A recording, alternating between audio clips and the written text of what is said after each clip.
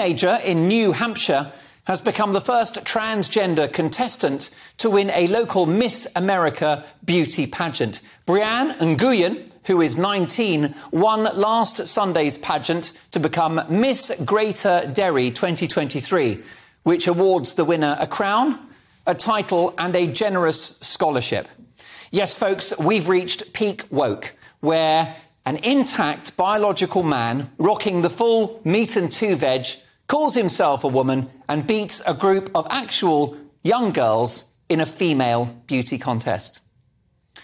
And I don't want to be unkind, but beauty is stretching the truth too, nearly as stretched as that dress. You'll need a mighty pair of beer goggles for that one, lads.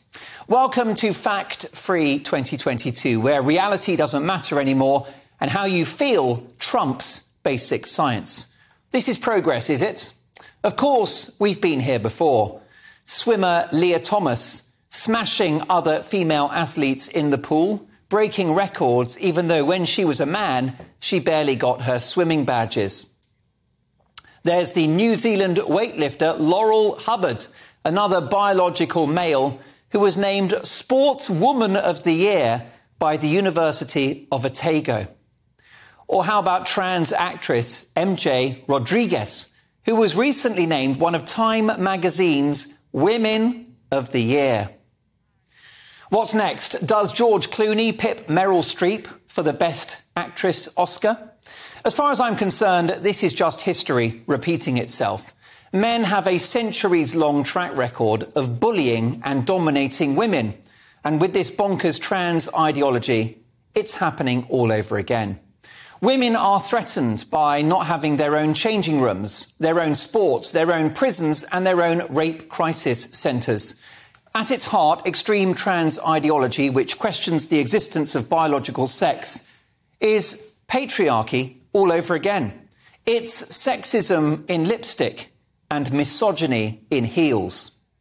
Why should young girls participate in these pageants, which involves a huge amount of time, preparation and commitment, if the crown is going to go to a bloke who's decided he's a woman? And in terms of female sport, why should young women forego a social life and their studies to practice for hours in the pool if they're going to be battered by someone who grew up as a biological male with all of the physiological and hormonal advantages that clearly brings? Trans ideology is not just sexist, but it's homophobic too, with lesbians being told they are a bigot if they're not attracted to a trans woman. Take the cock, sister, or we will take you down. In the end, this crazy ideology, which goes against science, which goes against common sense, and which goes against common decency, has overplayed its hand.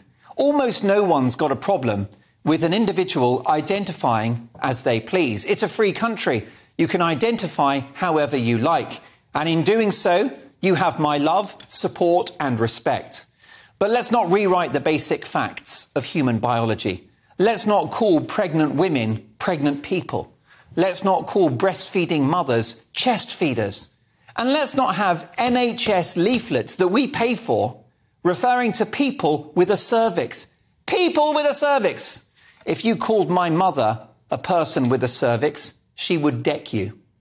This trans madness is just another wing of crazy, hard-left, woke ideology, which is a direct threat to Western values.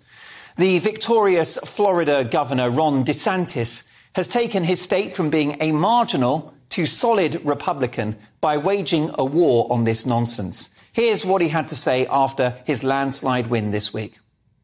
We have embraced freedom. We have maintained law and order. We have protected the rights of parents. We have respected our taxpayers, and we reject woke ideology. We fight the woke in the legislature. We fight the woke in the schools. We fight the woke in the corporations. We will never, ever surrender to the woke mob.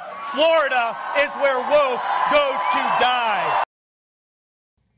He will be a great president one day, sooner rather than later, I hope.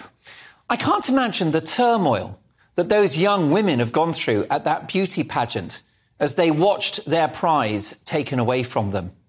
This pageant, which is supposed to be a beauty contest, demonstrates this truly ugly ideology. You can ignore it all you like, but it doesn't go away. You can try to be nice and accept the pronouns of he, him and she, her, in the hope they'll leave you alone and move on. But all you're really doing is feeding the monster. If left unchecked, this does not end well. Our society will be unrecognisable and the damage irreversible. Female emancipation is being reversed at a rate of knots, and it's a man's world all over again.